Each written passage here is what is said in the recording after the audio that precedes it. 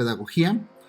Esta aportación es muy rápida, es para explicarles algo del tema que voy a intentar discutir para la clase que viene. Esta semana íbamos a hacer una discusión.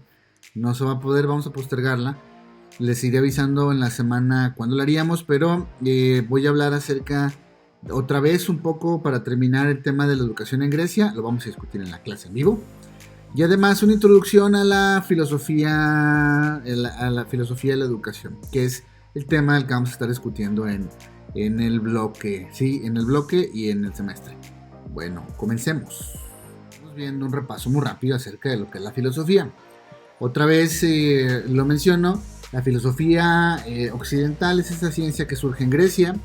Y obviamente necesitamos comprender cómo es que los griegos se configuraban. Ya las clases anteriores, tanto en vivo como las grabadas, estuve explicando cuáles eran las características de la educación griega y sobre todo a quienes se les impartía, bueno, en este caso a los hombres, pero la intención de la educación en Grecia era formar ciudadanos, en cierta forma formar guerreros y ciudadanos, en los que la idea de pensamiento, la idea de conocimiento estaba muy presente y además del desarrollo físico. Por eso se enseñaban matemáticas, filosofía, gimnasio, esgrima, lucha. Esta mezcla de ejercicios se daba desde... Esta mezcla, de actividades se daba como forma pública, donde se asistía de manera pública a algunas de estas enseñanzas o de manera privada. De ahí vienen, por ejemplo, los sofistas o lo que después se considera los futuros docentes o profesores. Esas personas que eran contratadas por alguien más y que al final de cuentas sabían mucho sobre el mundo y eran los maestros y eran los que acompañaban al adolescente hasta que se consideraba que era una persona que era capaz de decirse hombre. En este caso otra vez digo hombre, ¿por qué? Porque los griegos no consideraban a la mujer dentro de la preparación que tenían. El ejemplo de algo así, aunque no es un sofista obviamente, es Aristóteles con Alejandro Magno. Hay historias sobre eso, hay hasta libros sobre eso, y entonces Alejandro fue el tutor de... Perdón, Aristóteles fue el tutor de Alejandro. Y es un claro ejemplo, como muchos, ¿no? Pero había gente que estudiaba de manera pública. Bueno, ya, entendimos que era la educación griega. Vayamos haciendo esto para acá. La educación en Grecia, bueno, la idea de humanización era muy importante. La idea de decir que el hombre era el centro de las cosas. La idea de hablar sobre historia, bla, bla, bla, bla. Esto está con ganas. Pero damos un salto muy grande. Aquí estoy de este lado, si me logran ver. Al lado izquierdo, arriba en la superior. Vamos a hablar de filosofía de la ciencia. Les he dicho muchas veces que pongo las páginas de internet tal cual, para que las vean y además se den cuenta de dónde saco la información. Y sea fácil de acceder ustedes, sea fácil para ustedes acceder a ella. Miren, yo escribí tal cual qué es la filosofía de la educación, tal cual, en un Google. Y fíjense lo que apareció. Dice: filosofía de la educación, aquí estamos, es la disciplina que estudia el comportamiento de la educación a la luz de las leyes que regulan el desarrollo de la sociedad humana, desde que el hombre apareció en la tierra hasta el momento actual, y cómo y de las que gobiernan cada formación económica, intermedio social en particular. A ver, la filosofía entonces de la educación no es otra cosa que un intento por tratar de comprender el fenómeno de la educación desde la visión filosófica. Si la filosofía es el origen de la ciencia y además habla de la base y el fundamento de muchas ciencias que existen, y tiene la capacidad de poder opinar acerca de origen, de nacimiento y de cómo las entrañas o el centro, lo que no pueda ver una ciencia, la filosofía lo logra ver desde distintos ángulos, porque existen visiones metafísicas, éticas,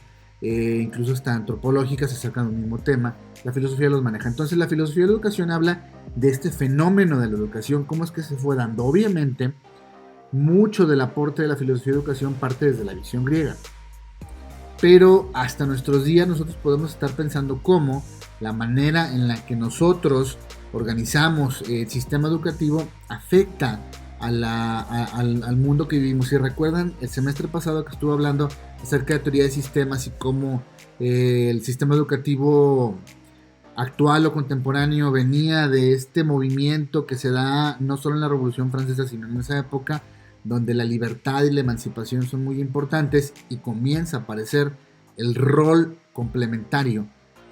O sea, el que yo diga, ching, quiero ser doctor, necesitamos doctores, ¿no? Me duele la panza, ve con el doctor en vez de ir con el chamán, porque ya hay doctores y de repente se hacen facultades y se organizan, esquematizan los estudios. Bueno, todo esto lo puede ver la filosofía de la educación, como también puede crear estos esquemas de organización de la manera en la que la educación tiene que ser impartida y cómo afecta a los modelos económico, político, al sistema de valores de uno, etc. Entonces se pueden poner a pensar lo siguiente: la filosofía de la educación podría estudiar cómo nosotros, desde nuestra perspectiva, en la 18, estudiamos y formamos un tipo de mujer y de hombre que va a tener ciertas características. La filosofía de la educación puede decir, bueno, a ver, ¿por qué se forma este tipo de hombre? ¿Cuáles son esos procesos que hacen los maestros? Y si está bien o está mal. Eso es lo que pudiera ser la filosofía de la educación, lo que hace, mejor dicho. Y de repente se vuelve en algo bastante interesante. Lo que vamos a ver, fíjense, tal cual, Wikipedia. Vamos a abrir a Wikipedia. Déjenme que abra porque está un poco lento. Dice, fíjense, la filosofía de la educación es una disciplina relativamente moderna que estudia el fenómeno educativo. Aquí se puso algo, perdón, fenómeno educativo. Y las teorías sobre el mismo desde una perspectiva racional. Ojo, cuando estoy diciendo perspectiva racional, es que se debe de entender que lo racional es aquello que se logra explicar por medio de un proceso o es parte de un proceso y responde a preguntas de manera racional, con el deseo de ofrecer una explicación ultimativa sobre la educación humana y su pedagogía de enseñanza. Aquí entonces entra algo que ustedes conocen, que es la pedagogía, ¿no?